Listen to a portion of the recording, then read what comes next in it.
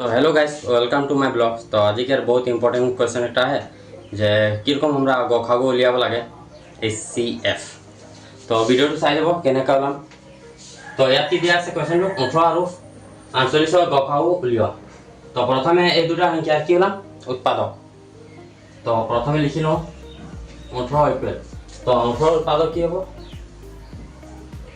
ইয়াত কি সংখ্যা আছে যুগ্ম সংখ্যা আছে। যুগ্ম সংখ্যা থাকিলে সদায় 2 ৰে কৰিম 2 ৰে গ'ল 18 আৰু 9 সংখ্যাটো কি হয় 9 সংখ্যাটো কিহেৰে যাব 3 ৰে 3 3 গুণ 9। তো লাষ্টত কি সংখ্যা ওলালে মৌলিক সংখ্যা। তো আৰু এইটো নাযায়। তো 18 উৎপাদক হ'ব 2 × 3 × 3 সেম তেনেদৰে 48 আৰু আমি উৎপাদক ওলাম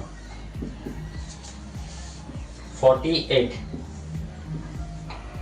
2 দুগুণ 4 2 4 গুণ 8 24 ওলালে আকৌ কি যাব 2 গুণ 2 2 দুগুণ 4 এটা 12 2 6 গুণ 12 2 3 গুণ 6 ইয়াত কি পালো আমি 2 1 2 3 4 2 আমি 4 পালো 3 এটা পালো। ইয়াত উৎপাদকটো হ'ব 2 × 2 × 2 × 2 × 3।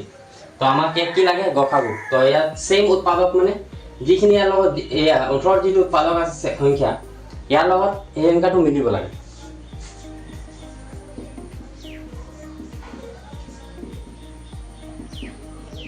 তো চা ইয়াত 2 কেইটা আছে এটা ইয়াত 2 কেইটা আছে 4টা কিন্তু আমি ইয়াত এটাহে ল'ম হৈ গ'ল। আৰু 3 কেইটা আছে দুটা ইয়াত এটা তো 3 এটা ল'ম 3 এটা। তো ইয়াৰ গখাগু হ'ব